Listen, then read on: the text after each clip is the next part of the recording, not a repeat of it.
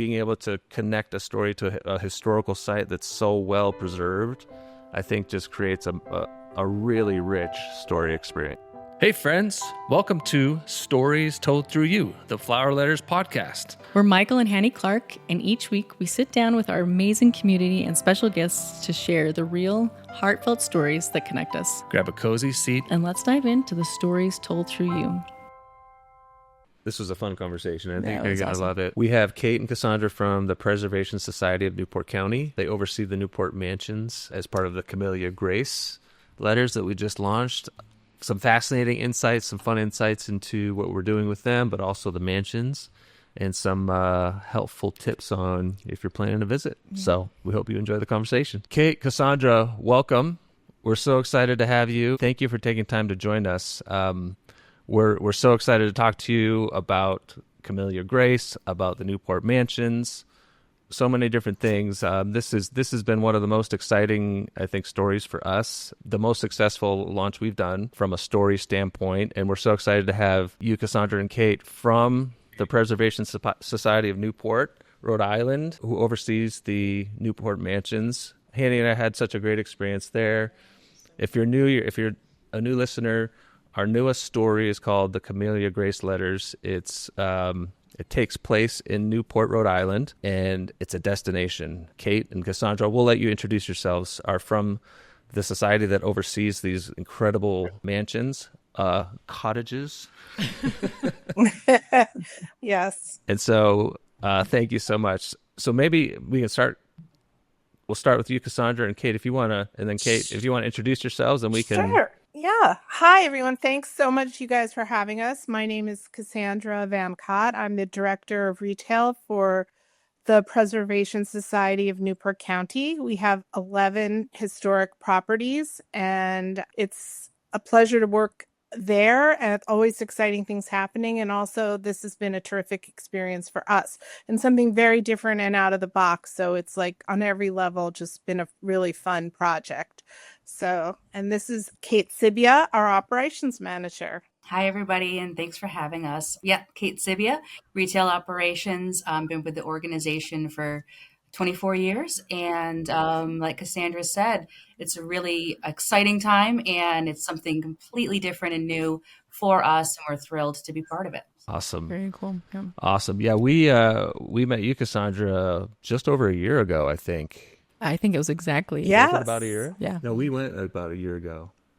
So, well, I guess in person. We yeah. were in person. So maybe just tell us, person. how did you come to find out about the Flower Letters and then reaching out to us? What was that? You know, I saw a little snippet on one of the social media sites, and I have been looking to do something at the Preservation Society to have a farther reaching audience, to make more people aware of us and, where we exist and what we do. And, I think people think of, mansions and castles, and these really are like castles. Some of them, they think of them only in Europe and places like that. And here, right in the United States, there are not only some in Newport, but other spots around the country. But, what we're very fortunate to have is that we have so many of them right next to each other. So when I saw like that you do these historical stories, I thought, I wonder if they would be interested in collaborating. And so that's when I decided to send a note and reach out. And, luckily you guys were really game to give something different a try, because selling in retail is a very different type of experience than selling online. Online, you can tell a story much quicker almost, which is, I think, sort of the opposite of what people imagine. You think in retail, you see something, but this type of product is so, I think, new, even though it's such an old format. It's new to so many people that it takes a little bit of explaining and a little bit of understanding, but we've just been so happy with the way it's been going and the product. So yeah, there's a lot to delve into, I suppose. Yeah, we were. It was interesting when you reached out. We had been trying retail, and we were testing products. We hadn't really got into any stores, but we were trying to think of like what kind of a product or solution could we develop to kind of get into retail. And when you reached out, we were like, oh, this could be a great opportunity. Yeah. We just went to work. And when you reached out, Yeah. we came out and we're blown away. It was so beautiful. I grew up in Massachusetts and just outside of Boston, and I didn't know they were there. Well, I'm a kid. Well, I'm a kid. I was a kid, so you got to give me a little. Yeah, and you're give me still a slack, baby. you know? I get it. I get it.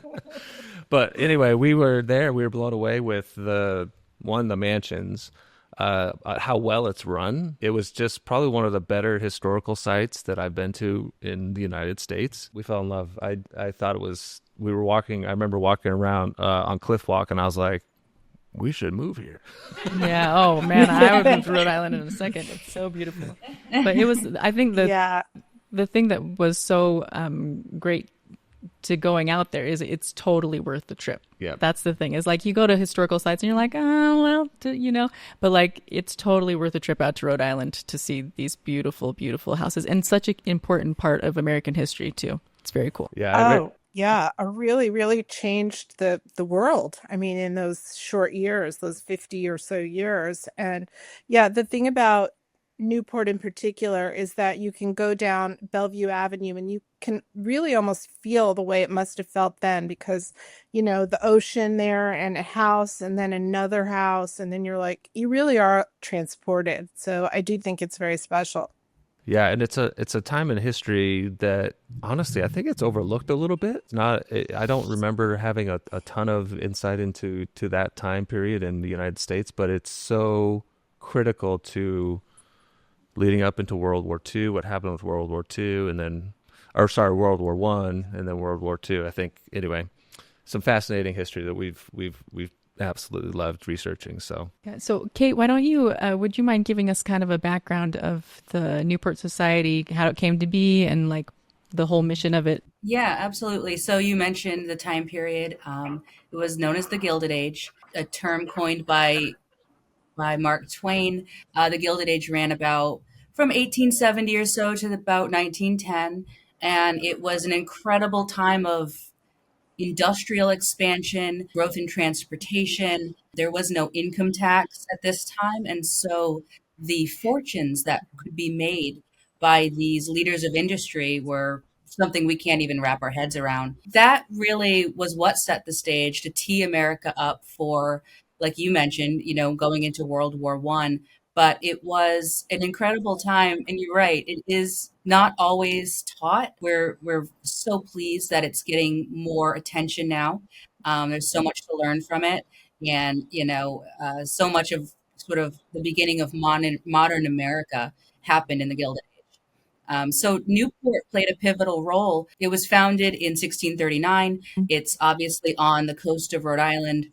And there's some geographic reasons why it became what it became. It's between New York and Boston. It was accessible through rail, but it also has one of the deepest natural harbors on the East Coast. So back in colonial times, you know, trade and ships, it really took place here. And even back to the Revolutionary War, the British were in Newport, and it was a very important place. For many years, leading up to the Gilded Age, Newport's had so many chapters. Our earliest home that the Preservation Society has is the Hunter House, a colonial house on the waterfront. And though most of our properties are Gilded Age homes, but having all of the trade in town, the incredible craftspeople, just the melting pot here, you know, on a little scale. So Newport was really important and center of religious freedom. It's got an incredible history. So leading up to the Gilded Age, it was a time of some of these, you know, titans of industry. They were really trying to outmatch each other. They were building these incredible homes, all mostly along Bellevue Avenue, which they called Millionaires Row. And these houses they called them summer cottages. And we laugh at summer cottage, but they really felt like they were their beach cottage. They stayed in them 6 or 8 weeks out of the year. And it was a place to really show off that lavish lifestyle. Port was a hub of social interaction. You know, whether or not you were based in New York or in Boston, you know, a place like Newport was a place to be seen for sure. Very cool. Yeah. I remember 72 room cottages. Yeah. I remember getting to the breakers and just seeing that, okay, cottage, and you walk in and it rivals like Versailles. You know, you walk in and you're like, what is this? It's incredible. That was very much their aim. Yeah. Important also about the times when people would visit, a lot of times your guests would stay. It wasn't like you'd go for dinner and leave. So they built these houses because they could accommodate so many people in a capacity, even part of our story, she's staying with people because, that's what was going on. You'd come, you'd stay 2 weeks, or you might even be invited for the whole 6 weeks, I guess, if you were lucky enough to get for the whole season, if you were lucky. It's just mind boggling when you think about it. I'd probably just try to like hide and just like stay the whole time. It's like, is it, you're still here? Well, the thing that's amazing about you probably could. There's enough room. I know. He's like, well, I mean, even staying in the servants' quarters, I'm like, this is posh. I'm totally. Nice. I'd stay here. I don't need one of those super fancy rooms. I'll stay in the servants' quarters. Yeah, but it's pretty amazing. Okay, who were some of the families? I mean, some of the famous names that built cottages there. Well, the Vanderbilts in Newport, the Breakers, is the largest house in Newport, largest home. It was built by the Vanderbilt family, but it was one of several built by the Vanderbilts. Marble House, Rough Point. There were others built by Vanderbilts. The Berwin family, Astor's. So Carolyn Astor had her summer home here. So yeah, a lot of the names that we know, all of those names, Morgan, they were all in and around Newport. Yeah, it's incredible that when you hear those names, and I mean, they're everywhere. I mean, everyone knows Vanderbilt, J.P. Morgan, Astor. It's incredible and when we were there, like, wow, this is kind of where. I mean, I wonder what kind of things happened here. Like, what are some of the more incredible historical deals maybe that were negotiated at the Breakers, maybe, or something like that. I'm always fascinated. Yeah, those things. I think the thing that fascinates me so much about this time period of history is the idea of, well, one, the new money, old money dynamic that was happening, and then also the dollar princesses. I think that those are it's just so fascinating because in my research, and Kate, maybe you can clarify on this a little bit, is that so much of the wealth that came from America, it kind of saved Europe in a big way, because a lot of those older houses over in Europe were dying out, or the fortunes were dying out, and America, these American princesses or heiresses, dollar princesses, came over and just infused this new money that saved, like Consuelo with what's the Earl of, the Duke of Blenheim Palace. Yes, that one. Thank you. The struggle between old money and new money plays center stage in the Gilded Age, and it's a story, being from Newport, from the area I was well aware of, but a lot of people didn't know. So there was old money, the Knickerbockers of New York, and they didn't welcome this nouveau riche, this lavish lifestyle, these huge, huge mansions that they were building in New York, and they really sort of turned their nose up and didn't open their ballrooms to this group. And Alva Vanderbilt and many others, but Alva Vanderbilt really was an interesting woman. She built Marble House, which is just down the road from the Breakers.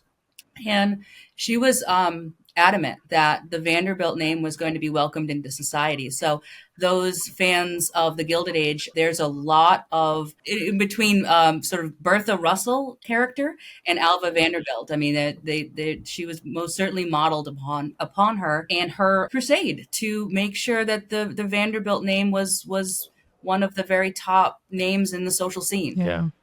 Yeah, she's fascinating. Alva Vanderbilt. She oh my heck, I would not have wanted to go up against that lady.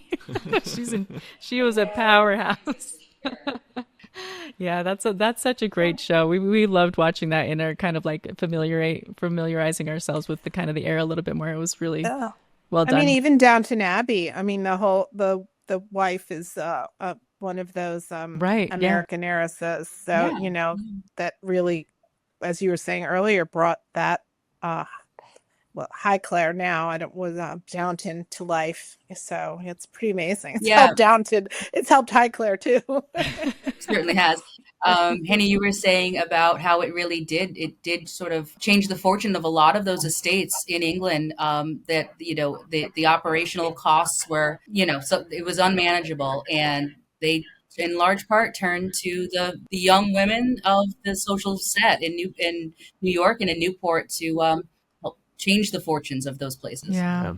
Yeah, it's a really fascinating, the on the new money, old money thing that I think is so interesting is how the old money was like their view on it was like so much more modest. They were like, you didn't show off your wealth, but then the old or the new money comes in and is like, we're so rich, we're amazing, look at all our stuff. It's like gold everywhere.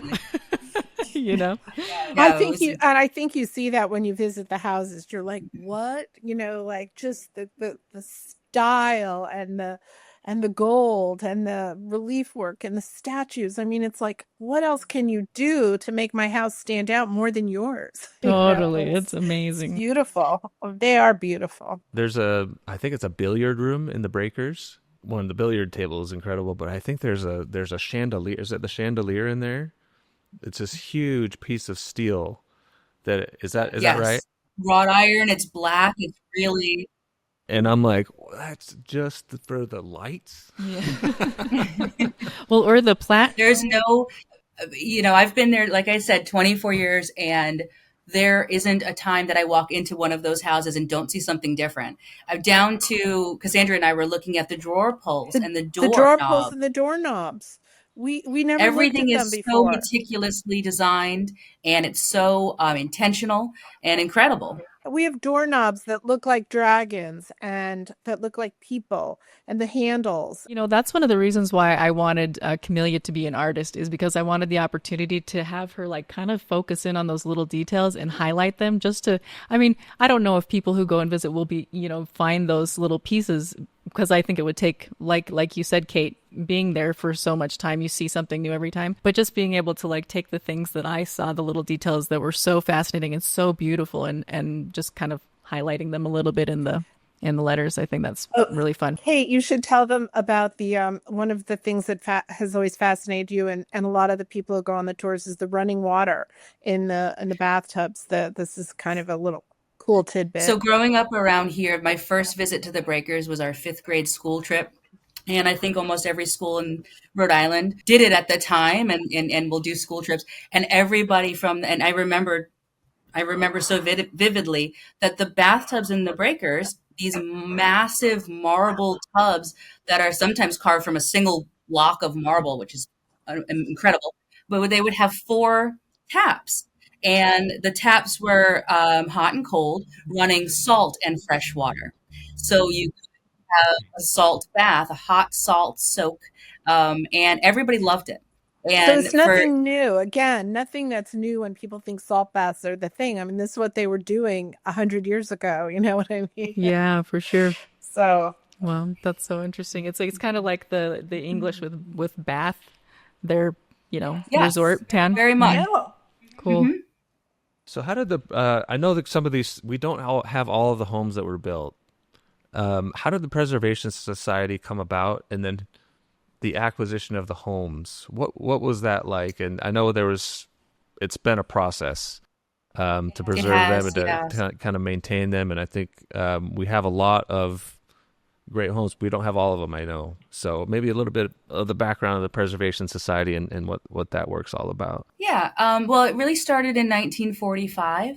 Our founder, Catherine Warren, George Warren, and a group of like-minded preservationists kind of stepped in. So at this time period, preservation wasn't what you and I think of today. It wasn't always the first idea to save something that was old, but Newport is one of the most historically intact cities in America because of the work of these people, starting with the Hunter House and sort of saving that and preserving that, interpreting that story.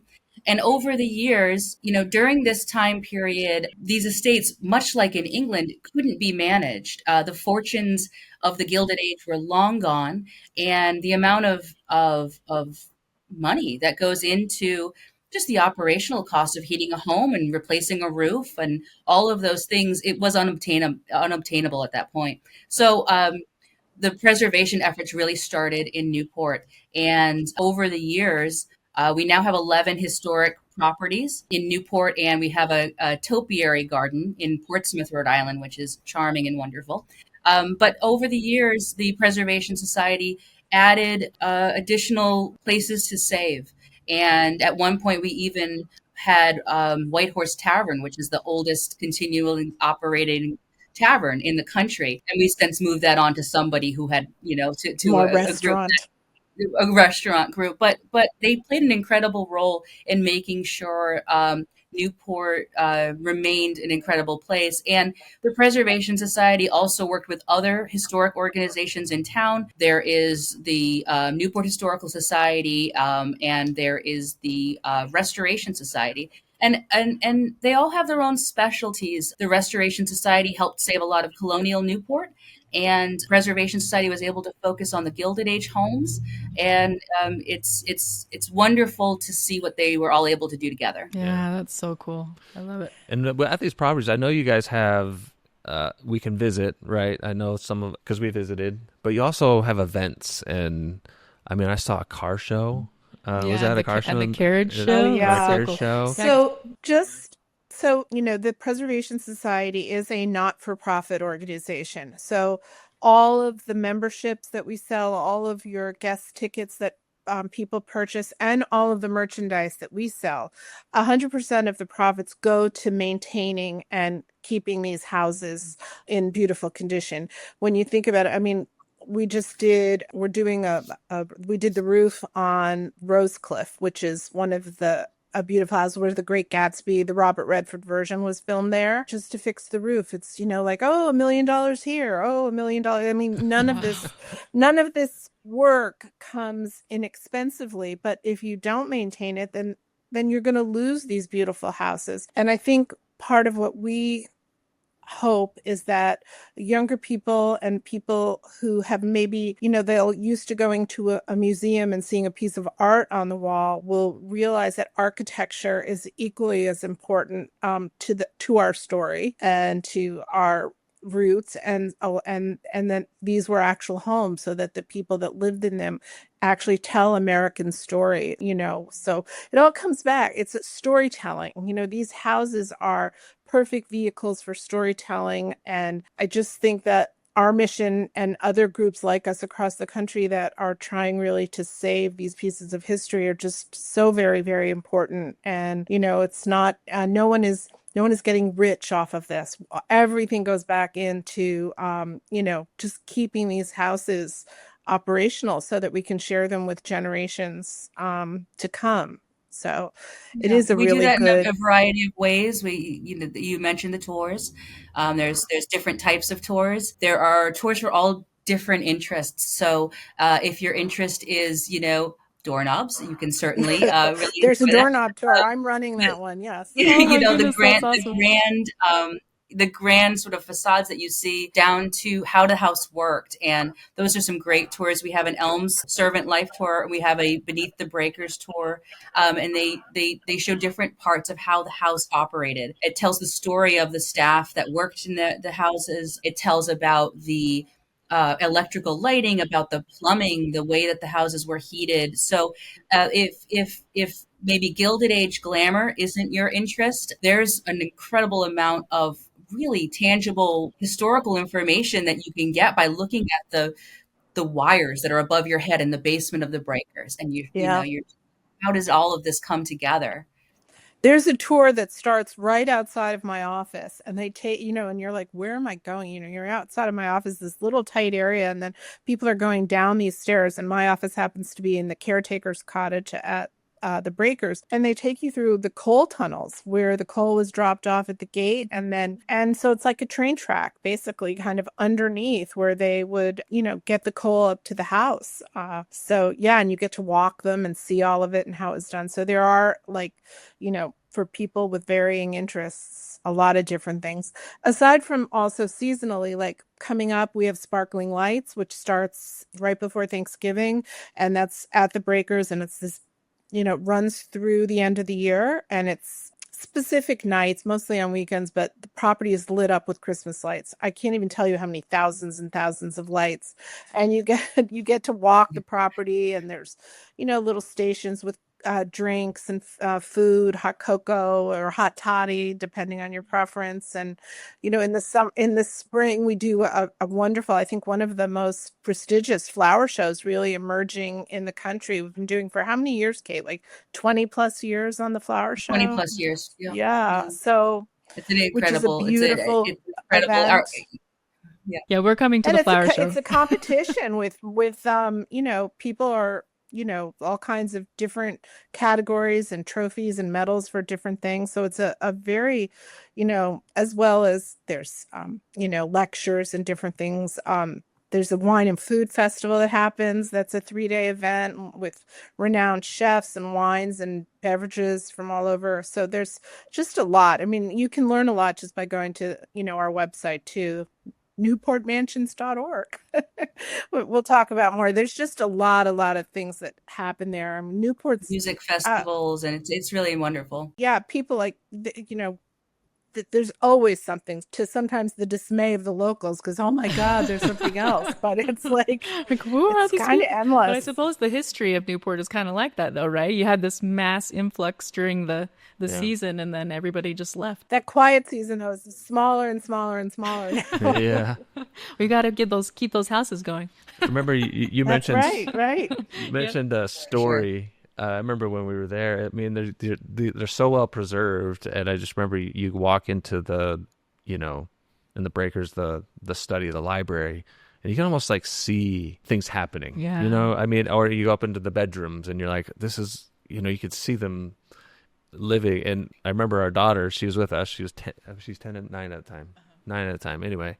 I think she was a princess for a couple Oh my days. goodness, she loved it. I was surprised. I thought maybe she might be bored just because she was so young, but she was totally in it. So if you want to bring kids, it's like it was great for kids. Yeah, we have 9,000 pictures. We have specific tours geared to children too. Oh, that's awesome. Yeah, she was taking pictures of anything and everything, but it was magical for her. She was like, well, I love the way in the upstairs bedrooms they interpret, you really walk from one room to the other through the doors. Some of them are the hidden doors the staff used, and some of them are the regular doors, but you can kind of see how it worked. And the closets are opened, and you can see these. One of my favorite things are these. Well, the closets are incredible. I've got serious closet envy. Everything's so tall. Yeah. So the dresses were so long that these hangers are on like 10 or 12 foot long poles, because they would be hung so high up in the air that everything, hung down. And the staff, the ladies' maids and that walked between these spaces and kind of kept them warm. It's fun. I had a sort of a fantasy. I was like, man, I wonder what it'd be like to have a footman, Solve a lot of problems. Dress, I was like, was he going to put on my suit every day? Like, I don't want to put my own coat on. Yeah. Well, speaking of clothes, the Gilded era of their clothing, I mean, the women's dresses, it's always been my favorite historical period. It was the bustles and they were putting like everything on those dresses, and do you guys have like a dress up event at the mansions? Like, I know there isn't. We've had different exhibitions featuring some of the costumes, some of the the clothing collections. I don't know any of the details about what's in our permanent collection, because you have to remember our houses were the summer homes. Right. So we didn't always have all of the everyday, and many of these things, certainly like the dresses or the china or the silver, would travel with the families to different houses. So, but we do have some, and there's an incredible collections team that manages everything and preserves everything. And so we do have a textiles. Yeah. They pull some of the things out of the archives and always blow your mind. Wow, that's so cool. So right, didn't they the symposium this weekend, they had one of the speakers was talking about clothing and the textiles. We just recently have a new textiles curator on staff, because we have been, not that it's all the things that we've even seen, because we haven't yet seen everything, but where they're conserving and learning more about the fabrics and who made the dresses of the time and who were the fashionable designers of that period. House of Worth So, and yeah, yes, all of that. So it's really, there's just always more to uncover. Yeah. So I don't know if you've seen this. There's an event that they do at Versailles every year where like just all the costume designers that you see online, they will all make dresses for this event, and they'll come and they'll all be dressed up, decked out in their Georgian attire, you know, and they just kind of like stroll the walk and like socialize, and they have events and everything. And I was just thinking, man, wouldn't that be so cool if they did something like that? Well, maybe you're giving us another idea. Do it. I'll come. Okay. It'll be so cool. And I'll bring my daughter. Do about that. I mean, there are modern day balls. We do have like a summer fete, and they have the Christmas ball. Fun. And we just had coaching this past summer, and so there was another ball around that. So there are balls that actually, you know, today, you know, people who, you know, want to participate in something like that, and they get dressed to the nines and everything is, you know, but yeah, to do something more period, that would be very cool as well. Yeah, I'm sure it would be really well attended, because I'm fascinated with the costumery, and there's so many of these I don't know if I would call them influencers, but they just do these gorgeous dresses, period time dresses, and I think that they would totally love that. Because I know I would. Well, speaking of story, I think it'd be interesting, Hannie, if you gave us a little bit of background of Camellia, and we could talk a little bit about the product and the letters and kind of what we hope to accomplish with it, and what you hope to accomplish with it, Cassandra and Kate. So maybe Hannie, tell us a little bit about Camellia, the background, and kind of your process. So Camellia is she's kind of like, there's a reverse sort of like Prince and the Pauper situation that happens there. I don't want to give too much away because I don't want to ruin the story, and I hate it when people ruin stories. But so she was a member of the elite class, and through various circumstances ended up kind of falling from grace, if you will. And so she kind of enters, she lived in Newport as a child with the upper class, but then she's returning to Newport in a completely different circumstance. And she's coming as she's trying to be able to support herself through being a portrait artist in Newport. Was childhood friends with Consuela Vanderbilt and Gertrude Vanderbilt, and they've been kind of helping her a little bit, kind of start to get started. So that's sort of the way that she enters, returns to Newport. And of course, there's a love interest, and he represents the new money side of things. And so we get to see that side of this time period of history. And so, so she's returning to Newport, and it's kind of her experience of re-entering the society with a very different perspective than she grew up with. And then his side of the story is coming to Newport as a new money person. Industrialist, let's say that, industrialist. Well, it's their love story plays out over the season, and so that's kind of the premise of the story. I've read the whole. I'm thinking I'm the only one that's read the whole story, but I think doing it that way captures a lot of the different dynamics of old and new, but also some of the characters. Bertie, one of my favorites. Yeah. She's a servant. Yeah, so we get that. You kind of get that side of the story. And since they're written in letters, you kind of capture that perspective a little bit more. Instead of like a narrator explaining, you get to kind of get into the voice of these characters.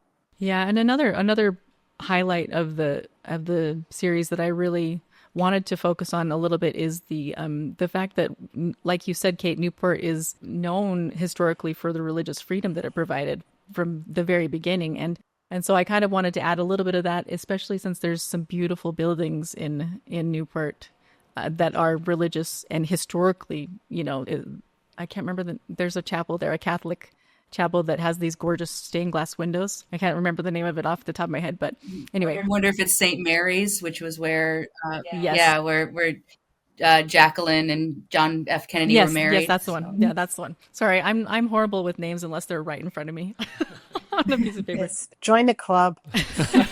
I'm glad I'm not the only one. That's why I'm here. But the windows were just gorgeous, and as an artist, I love the opportunity for Camellia to kind of view that and, the reader to see it through her eyes. So the religious history, I loved, Kate, that you brought in the Revolutionary War side of things. I mean, I don't know that a lot of people know that of how big of a part that Rhode Island played in that, because they're so focused on Boston or New York, but Rhode Island was a huge part of that. So, well, that was the British outpost, was Newport. That was their headquarters. Also part of the reason I guess there weren't a lot of battles that actually took place in Newport. So a lot of the roads and the little skinny streets and, many, many, many homes that just your everyday person lives in are, they're all a little dated, 89 and 1725. I mean, they go way back, many of them. Yeah. So yeah, it is interesting. I love how you put Camellia in with real characters. So even though she's a fictional character, she has these, real friends and sort of,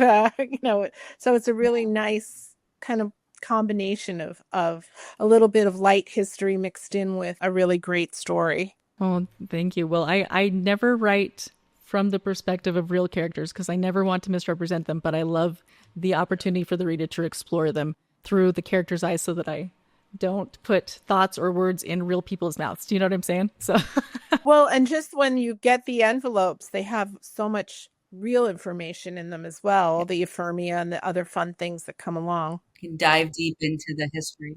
Yeah, that's our hope one of the things we love to do with the flower letters is we're passionate about history and keeping it alive and inspiring people to go and dig deeper, like what was going on in this time period, so they can have understanding and context and having a story that takes place in and around it, but then other information. I think with this one, I think every letter has a mansion and then a character sketch. Yeah, so every letter has a mansion highlight. So we highlight one of each of the mansions.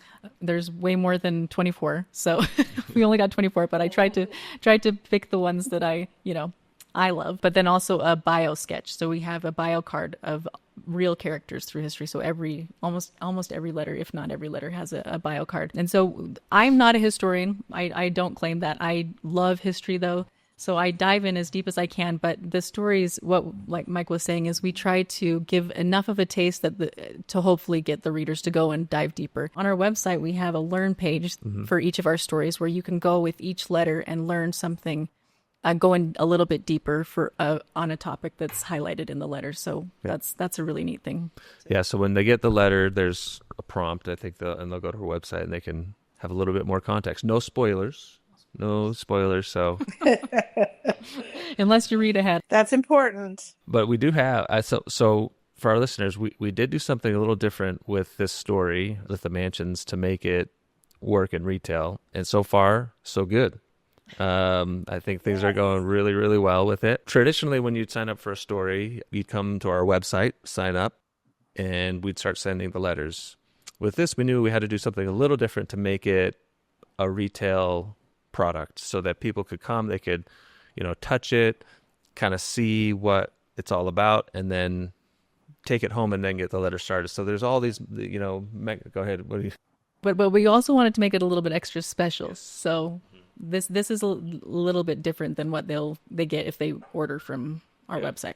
Yeah. So today at the Mansions, 4 stores. Is that right, Cassandra?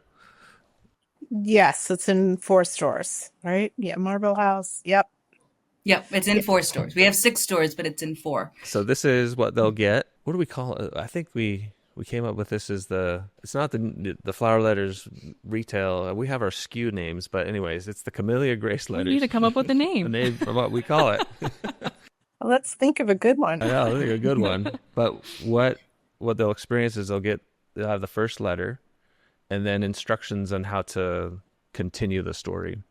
And so they can come to our website. There's really simple instructions. And our team, working with your team, I think, came up with something fantastic and wonderful. Great. And so far, it's been so well received, and we couldn't be happier with how things are going. Don't forget the pin part, because that's one of my favorite parts. Oh, yeah, and there's also a little... This is the really special part. Little pin. I don't know if I'm not showing that to right. A collector's pin. There's a card with a code that people... It's sort of like a gift card, but it allows them to go and, enter a code, and then we'll start sending them the rest of the story. So...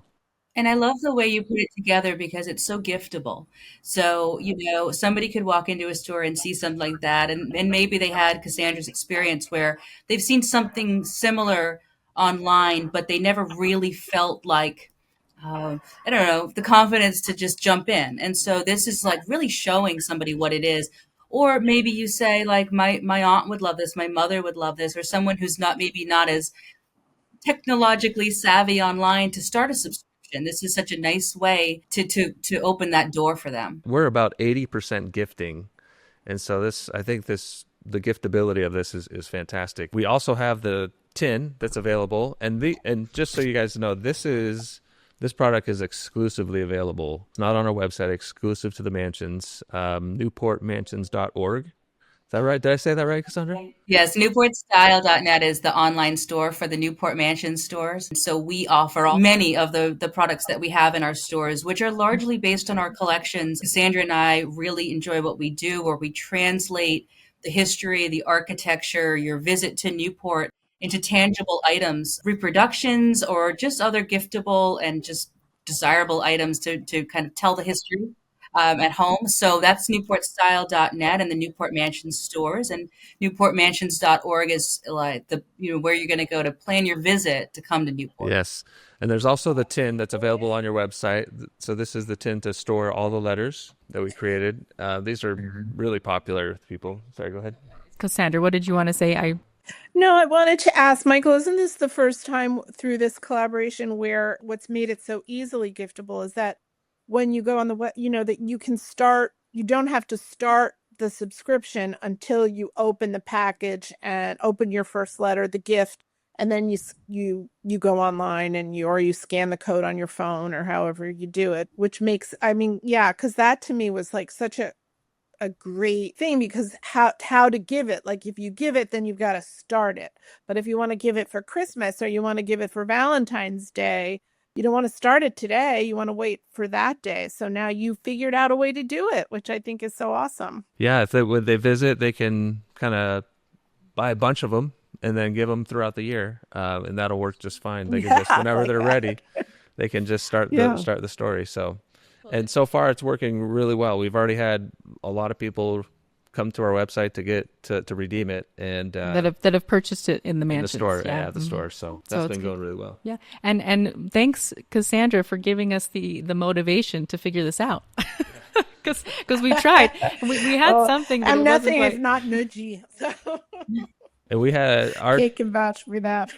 And Angela, who's here, she's really the I'd call her she spearheaded this whole thing. Angela's been such a great partner and so easy. All of you guys just so great to work with, such nice people. It really just makes coming to work really fun and happy. And the fact that we're, sharing like really cool things and experiences with people, and now exposing them, our people to the flower letters, our visitors.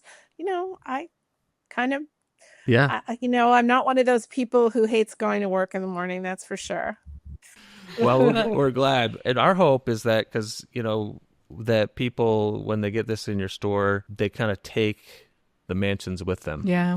And so that's why we want the mansion card inside the letters, and they can kind of feel that so they come back, right? And, or tell their friends. Yeah. And then people who may not have, gone to the mansions, they see this and it's like, we've already had a lot of our feedback from our customers that I got to go.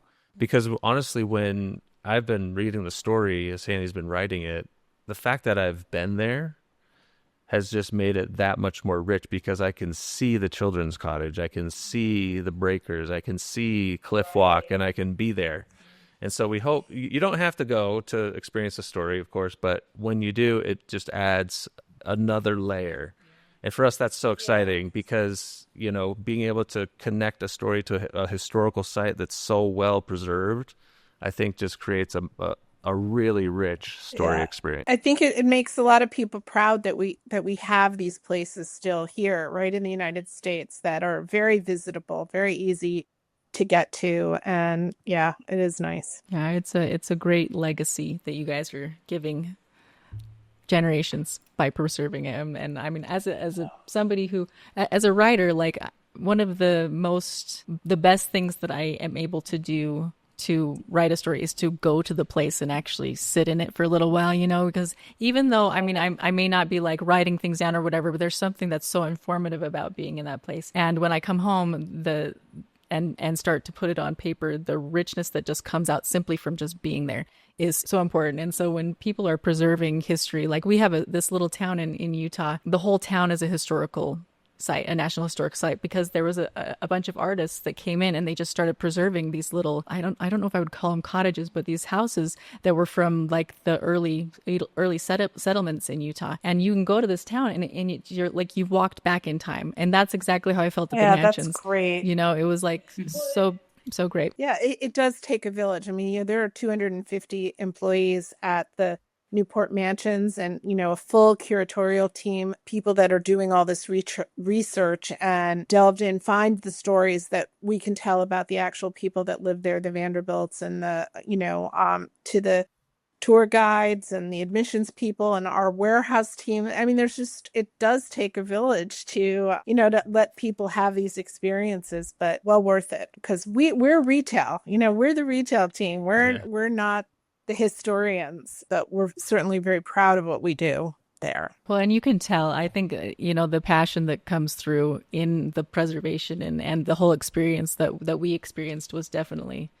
and the shops yeah, great, really great, like really well done. Thank you, really well done. Good job. Like I remember, some gift shops you're like, yeah, but walking through there, I was like, whoa, hey. Yeah, there's a lot. I mean, we want no S when you go to our store. No S. We had to stop our daughter. She's grabbing all this stuff. I know, she wanted so much. Well, as Cassandra mentioned before, what we do is an important part of keeping, the keeping everything going for the Preservation Society. There's admissions and there's membership, there's events, and then there's our retail department and our cafe and food service teams. So it's important that we have a great experience for our visitors, but that it's something that they, respond to and want to be part of and take something home. So it all comes back and it all matters. I say A+ on that side. Yeah. It's like a reward at the end of the tour. I know. You're like, if you like shopping, you get to the end, you're like, this is great. If you like eating, we have the Chinese tea house, which is one of Alva Vanderbilt's creations, and where she really launched the whole suffragette movement. And you can still go and have high tea. And then we just finished refurbishing over the early summer, the Elms carriage house, the old carriage house with the kept carriages and the first cars. And now that's another a restaurant. So you can really kind of live some of these experiences in real life aside from touring. So that's a nice perk also. Yeah. So if there's people listening that are interested in visiting, maybe just like a 30-second itinerary, like what would you suggest? Like how many days should they plan? What, when should they come? I don't know, maybe there's a little bit more that goes into this, but like just a little snippet of what you guys might recommend for someone looking to visit. Well, I don't think you can really do it all in a day. I think you would want to plan for 2 or more, and you just definitely have to come and see it. There's more than the mansions in this little town. We're an important part of it. Like I had mentioned, the span of history. There's incredible restaurants, cafes and restaurants of all different types, from really fine dining to great little street side cafes. Shopping downtown Newport, shopping on the wharves, right along the waterfront. Some of the best shopping. There's wonderful hotels throughout Newport and surrounding towns, Middletown and Portsmouth. Great hotels. It's just a really wonderfully condensed space to really make an incredible visit happen. All different types of obviously, I mean, Newport, we haven't even spoken about Newport being the sailing capital of the world, the America's Cup heritage. We've got a sailing museum, so there's those types of things. So isn't it the earliest synagogue? One of the first, isn't that? Yeah, well, Torah Synagogue, in Newport as well, yeah. So was it Bowen's Wharf? Did I get that right? There's kind of the shopping down there. Yes, that was a lot of fun. Bowen's Wharf and Bannister's Wharf. We do have one store downtown, Bannister's Wharf, and they are also have the Camellia Grace story there as well for our visitors to downtown. And yeah, I mean, there's, all kinds of sailing vessels, and it's a destination for cruise ships. Like so it just really depends on the time of the year. Like I said, we have a big Christmas extravaganza coming up, but spring and summer is really beautiful. All the flowers and hydrangeas everywhere. So it is a very quintessential New England experience, I think, for someone who maybe hasn't done that. It's surrounded by ocean. It is an island. Newport is on Aquidneck Island, so it's water all around. It's almost see it from every angle practically. Well, we went in the fall and it was gorgeous as well. Great. So all year round, you guys have it going on. All year round. There's something all year round. And Cassandra mentioned the sparkling lights at the breakers that starts on November 21st. So you'll want to go to newportmansions.org to learn a little bit more and plan a visit there.